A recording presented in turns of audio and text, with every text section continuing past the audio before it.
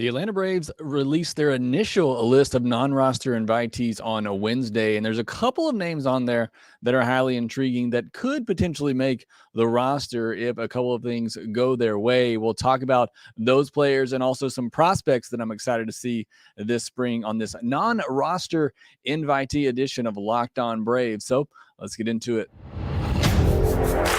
You are Locked On Braves, your daily Atlanta Braves podcast. Part of the Locked On Podcast Network, your team every day.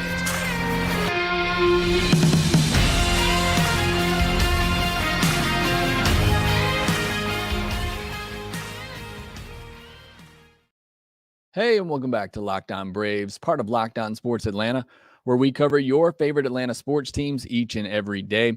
I am your host, Jake Mastroianni, and you can follow me on Twitter at shortstopball. Also, check out my website, shortstopball.com, to see all of my writings and my previous work and other work that I'm doing as well. Make sure you follow the podcast on Twitter at LockedOn_Braves. Send in any questions, comments, or feedback that you have for the podcast. We'll have some of your feedback later in the show today from Twitter.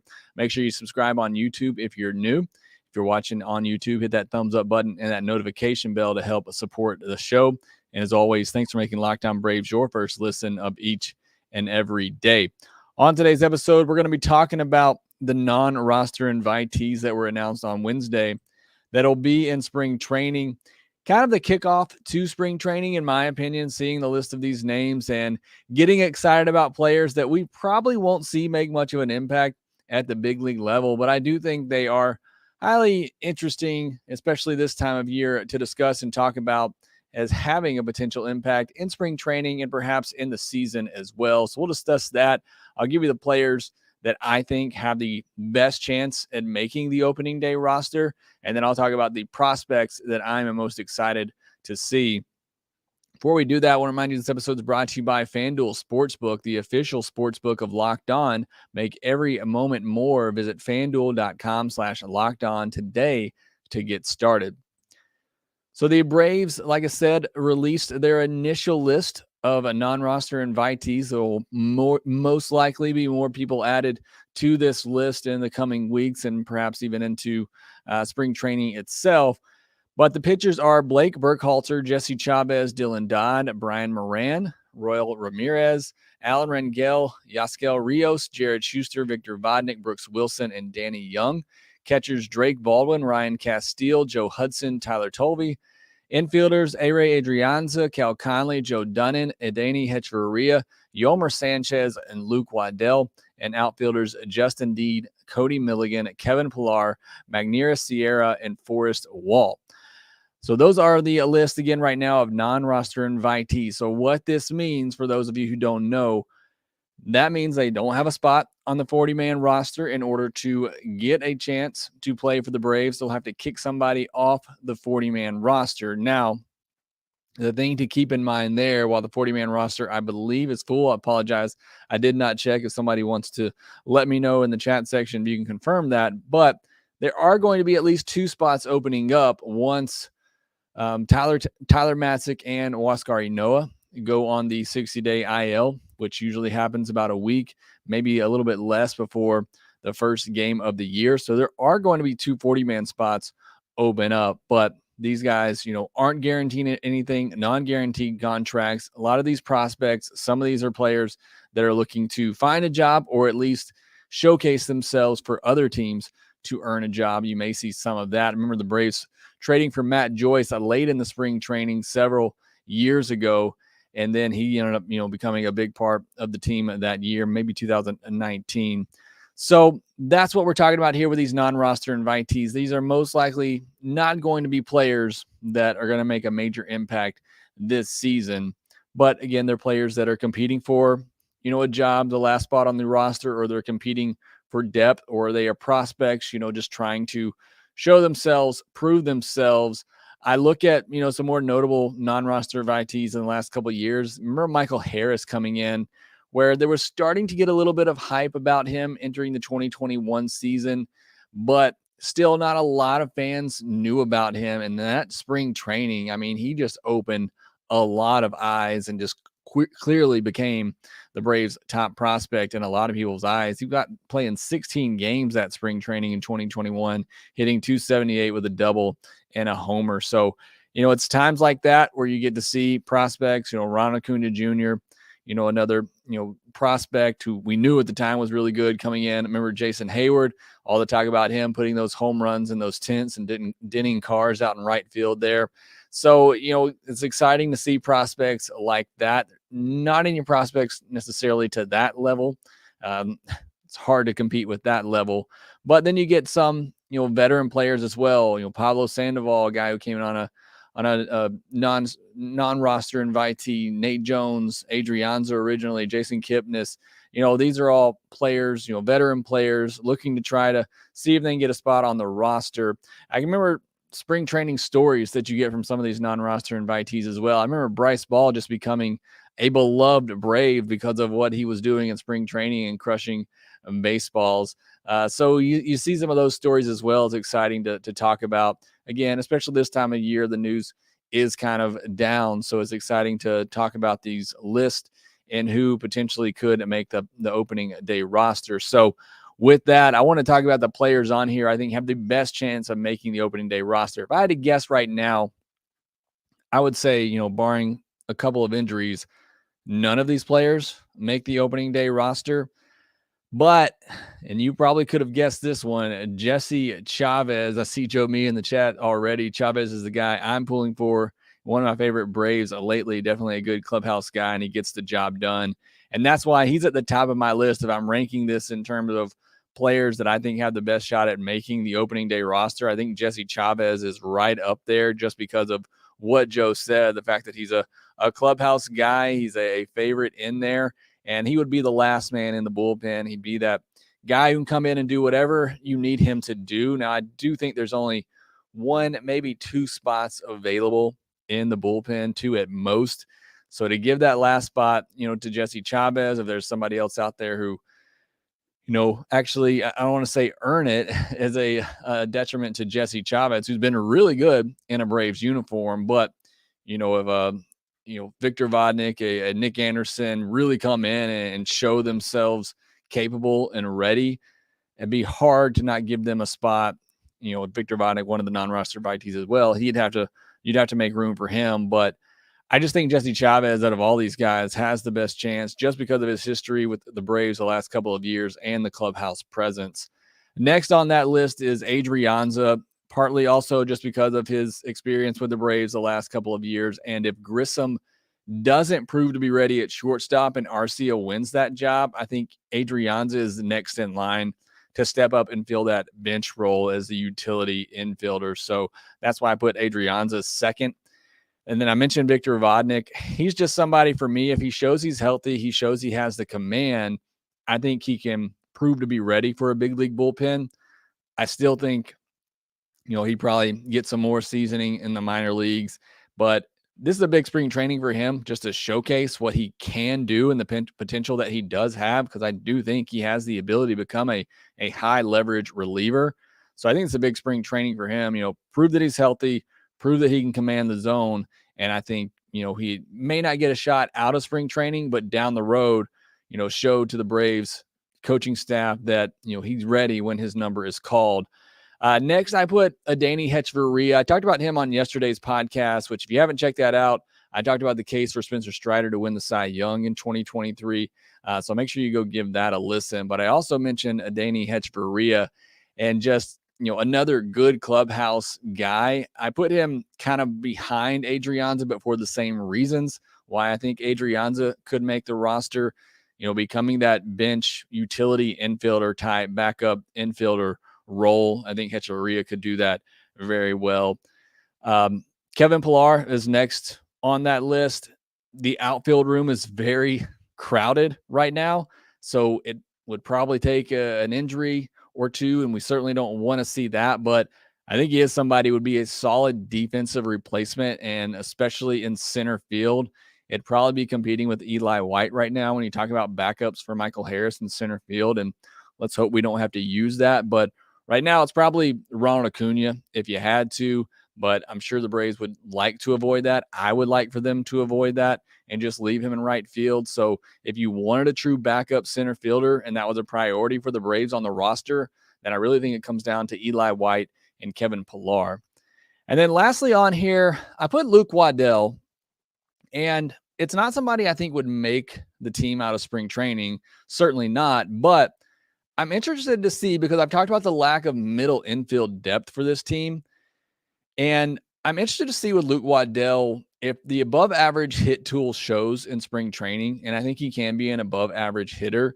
Does he show enough across the infield to be that utility bench piece? Does he jump Hechavarria and Adrianza in the pecking order for backup middle infielders? Again, not a lot of experience at the higher levels and got hurt at the end of last year, the second half of last year, but somebody who I think has a good bat. I don't know that he has I know he doesn't have the defense to, overtake Hechavarria or even Adrianza, maybe Adrianza at shortstop. Waddell's more profiles as a second baseman, but, could back up certainly third base and shortstop if needed and has experience there. So again, not somebody that I think would make it out of spring training, but I'm really interested to see how he carries himself with the bat, which I think is his, best tool right now, and to see where they put him defensively for later in the year if they do need some more middle infield depth or infield depth in general, if Waddell could be an option there. So those are the guys that I think have the best chance of making the roster out of spring training. Again, if I had to predict, I would say none of these guys do. Jesse Chavez, maybe, or I do think that Jesse Chavez has the best chance. And then again, either Adrianza or Hechavarria if Grissom proves not to be ready at shortstop to join the roster as a backup. So let me know you disagree in the comments section, who you think has the best chance of making the roster. But next, I want to look at the prospects that I'm most excited to see in spring training. And this is probably what has me the most fired up as we get ready for spring training and I see this list. There's some really interesting prospects in here, a couple of pitchers as well as Jared Schuster and Dylan Dodd that I can't wait to see in spring training. We'll talk about them here next. This year, the only app you need at your Super Bowl party is FanDuel, America's #1 sports book. We're really excited about our new sports betting partner for Locked On because they're the #1 sports book in America. And if you're new to FanDuel, that's even better. They have so many great features that make betting on sports fun and easy. Download FanDuel now so that you can bet Super Bowl 57 with no sweat first bet. You'll get up to $3,000 back in bonus bets if your first bet doesn't win. Right now, they got the Eagles as a 1.5 point favorite over the Chiefs for the Super Bowl. They have some MLB awards odds for the upcoming season as well. If you want to check that out, FanDuel lets you bet on everything from the money line to point spreads to who will score a touchdown in the Super Bowl. It's the best of all, and you get paid for your winnings instantly as well, which is certainly a great thing. So join FanDuel today at FanDuel.com/LockedOn to claim your no sweat first bet on Super Bowl 57. That's FanDuel.com/LockedOn. Make every moment more with FanDuel, the official sportsbook partner of the NFL. Looking at some of the prospects that are on this non-roster invitee list, and there's going to be other prospects who are on the roster already who are going to be in spring training, but I'm specifically looking at the non-roster invitees. And I think at the top of the list for me is Jared Schuster. Maybe not necessarily because of the excitement that I have for Schuster as a prospect. If you listen to when I covered him on a Minors Monday a while back, I'm not necessarily thrilled with his ceiling. I think he could be a solid 4th or 5th starter as soon as this year. And I think that's maybe why I'm anticipating him pitching the most in spring training. There's going to be a lot of people competing for that 5th starter spot. I don't see how he has any chance of getting that, but he is in that depth chart. And, the last couple of years, the Braves have used 11 starters and 12 starters to get through a season. So there's a good chance that we see Jared Schuster at some point in 2023 and make a start for the Atlanta Braves. So again, this will be a chance to get a look at him to see how he does. Obviously, in a spring training outing, you got to take them for what they are. But to get your eyes on him. Hopefully these games are televised and see what he can do. At least give the coaching staff a good look at that. If they need to call him up later in the year, have a good idea of what he'll be able to do against major league hitters. So looking forward to Jared Schuster. Maybe the starting pitching prospect I'm most or more excited about on this list is Dylan Dodd. I think he perhaps has the ceiling of a number 3, so a little bit more upside in my mind to Jared Schuster. And again, somebody else who's on that starting pitching depth chart going into 2023. So really want to see what Dylan Dodd can do, if he can have a good spring training and kind of move himself up that pecking order of starting pitchers for the Atlanta Braves, which is a very deep list. So I'm really excited to see what Dylan Dodd can do. This next one's the name that probably stuck out to me the most when I saw it, because the Braves just drafted him, and that's Drake Baldwin, a catcher. Again, the Braves just took in the last draft. Big left-handed hitter. I think he's going to hit. My question for him and what I want to see in spring training is what he looks like behind the plate. When I've gone back and watched some of these games from last year, these minor league games in single A, not really impressed with his ability behind the plate, whether it be calling a game or just his movements, his athleticism or lack thereof behind the plate. Not all that impressive to me. So I want to see what he looks like in spring training, catching some of these major league pitchers. Hopefully we get to see some of that, but also maybe more importantly, just getting to see him work with Sean Murphy and Travis d'Arnaud. And I hope he really just takes all that in and takes advantage of that opportunity, because he may be, the top catching prospect in the Braves system right now, and perhaps the future of that position, 3-4 years down the road. Maybe Travis d'Arnaud rides off into the sunset. Baldwin's there to kind of fill in alongside Sean Murphy, who's obviously here for years to come. So really intriguing to see what Drake Baldwin looks like, not so much at the plate, but behind it, and kind of some of the things that hopefully he'll be able to take away working with those major league guys. I mentioned catchers, Tyler Tolvey as well. And saw some people on Twitter talking about Tyler Tolvey, and I discussed him in our last Minors Monday. If you want to go check that out, big power. Again, not sure if he'll stick behind the plate either. So hopefully, he'll get some help in that regard in spring training, being there with Sean Murphy and Travis d'Arnaud, but he does have some big left-handed power for sure. Some of the best power in the Braves system. So certainly a bat that I want to see this spring training. And then lastly, Cal Conley. Again, we talk about the lack of up the middle depth in the Braves system. Cal Conley, somebody who could play shortstop, probably even or more so for sure than Luke Waddell.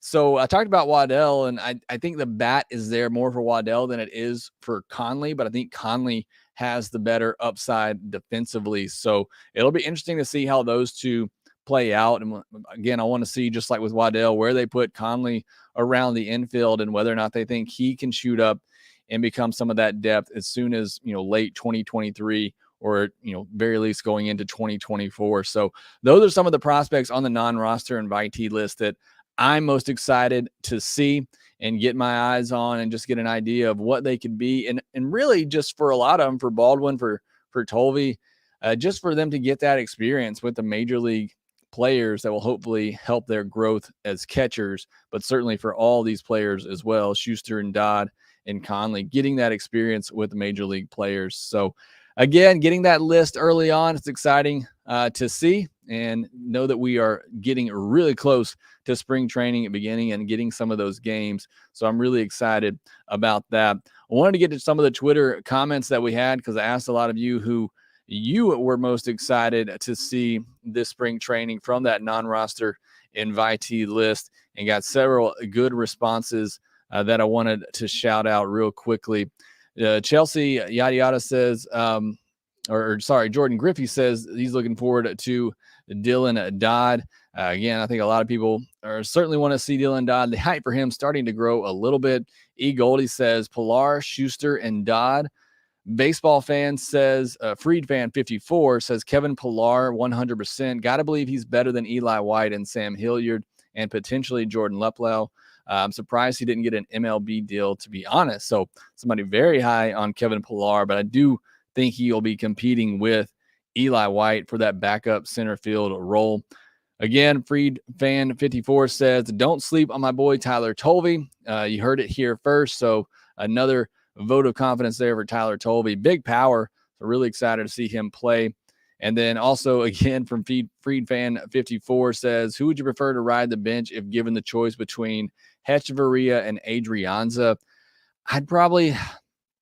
It depends on what the situation is at shortstop, because I think Adrianza, even at 34, is a better backup option defensively at shortstop than Adrianza, but I like the switch hitting ability of Adrianza at the plate over what Hechavarria brings. So it's a tough choice there, and I'm going to kind of cop out because it depends on what the situation is at shortstop. Rex Green says Kevin Pillar. AA Alex says Dodd and Schuster for sure. I think those are definitely the two most exciting prospects on this list. Jamie Panda Dad 823 says Pillar and Schuster. Surprised a lot of you excited to see Kevin Pillar, but I do think he could play an interesting role. At the very least, should be solid depth at the minor league level. Ramsey Latimer says Cal Conley, Cade Harrington, Schuster, and Brendan Fogliani. Sorry if I messed that name up. Says Burkhalter. So we got a War Eagle there as well. Looking forward to Blake Burkhalter in spring training. We didn't really talk about him much, but he's somebody, Blake Burkhalter, that if they wanted to push him up as a reliever, I think he could be in the Braves bullpen in 2023 if needed, at the most at the latest 2024. But from everything we've heard so far, they're at least going to give him a shot as a starter. But Burkhalter is certainly somebody that could jump into the Braves roster this year as a reliever. Joe Me says, Jake, I'm really excited for the pitchers. Schuster and Dodd getting starts against big leaguers is huge for the development. Also want to see if Vodnik and Burkhalter can be possible additions in case of injuries. Certainly agree with that. Vodnik and Burkhalter could be part of the bullpen later in the year. Bullpens are finicky year to year, and right now, Braves look to have the best bullpen in all of baseball, if not the best. Certainly a lot of depth there, but you never know what's going to happen throughout the season in a bullpen. So Vodnik, Burkhalter, getting that experience and hopefully being ready later in the year if needed. Again, Burkhalter, if they're going to use him as a reliever.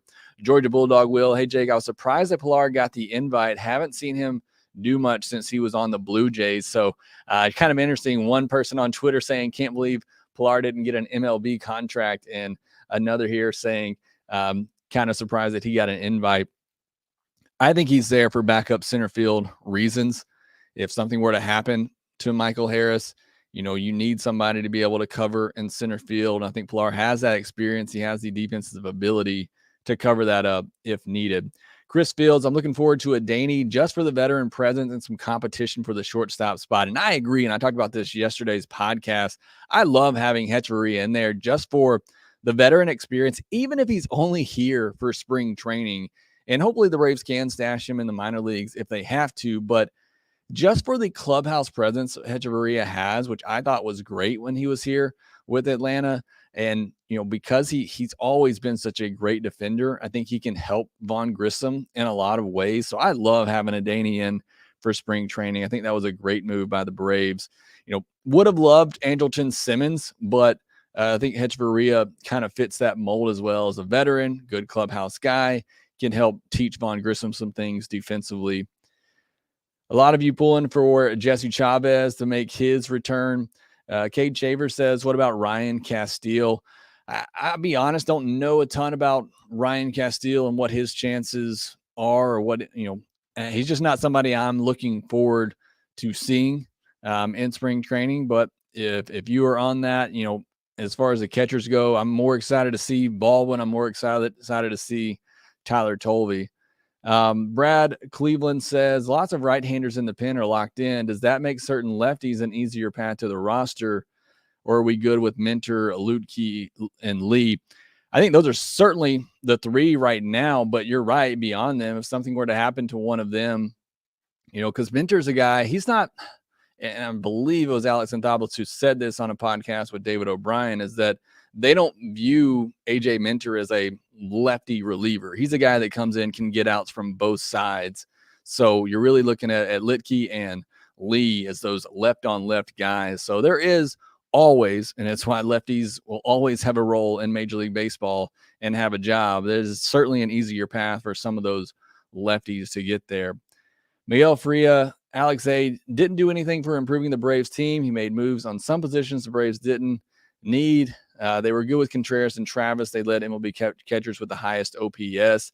I understand that and understand Braves fans who feel that way, but I just think with the added element of stolen base potentially coming in, with the defensive work that Sean Murphy does behind the plate. And I wrote a whole article about this over at shortstopball.com on my blog if you want to go check it out.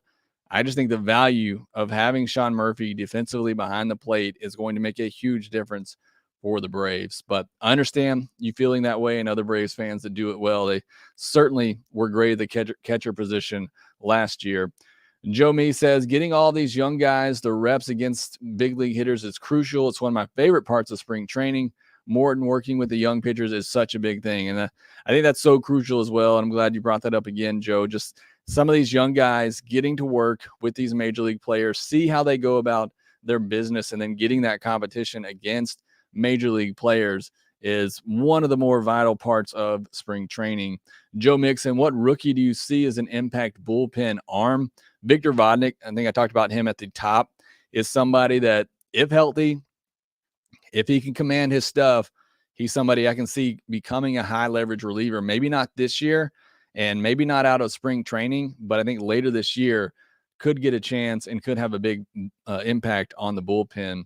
Joe Me, Baldwin and McCabe can learn a lot from Murphy and d'Arnaud. I don't know that McCabe's going to be there, but certainly would love for him to get a chance as well. It's certainly Baldwin. John C. Paul, could Baldwin be the next Murph? I don't think so. It's probably too early to tell on that, but just my initial look defensively, I don't think Baldwin's near on that level. Dick Patton says, I feel like Max Fried would get traded for prospects. I don't see why the Braves would do that. Chad Shaver says, Ryan Castile hit 17 homers in 69 games in AAA. Could be a DH. Certainly, possible. Somebody who's hitting 17 home runs in 69 games at that level certainly has the bat and the potential to do so, but I don't really have him on my pecking order of catchers right now. Joe Me, after Soroka, Anderson, and Elder, what order do you think we see the young pitchers come up this year? I think Schuster's at the top as far as the young pitchers and Braves prospects. So you mentioned Elder. Okay, yeah. So after Soroka, Anderson, and Elder, I think it's Schuster for sure. And then it may be either Vines or Dodd, probably depending on who gets out to the best start to the season. I'm assuming we're not mentioning Colby Allard in there as well, as he has plenty of big league experience. But yeah, for me, that's who it would be. It would be, it would probably be Vines or Dodd after Schuster. I think Schuster gets the first opportunity, the first crack. All right, final one here. Matt Cox says, do you think Ozuna could be dealt or DFA'd before the start of the season? Before the start of the season is tricky. I definitely think he either gets traded or DFA'd at some point this year, unless he just comes out and sets the world on fire, which I don't see happening. And I don't even know that he's going to get the at-bats for that to happen.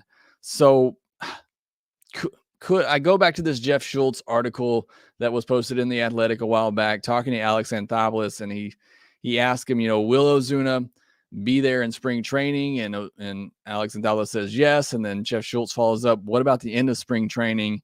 And he says something to the effect of, ask me at the end of spring training, which leads me to believe that Ozuna's time with the Braves is very thin at the moment. He has to come into spring training, in my opinion, show he's in shape, show that he's ready to go, and show a lot of progress on the field.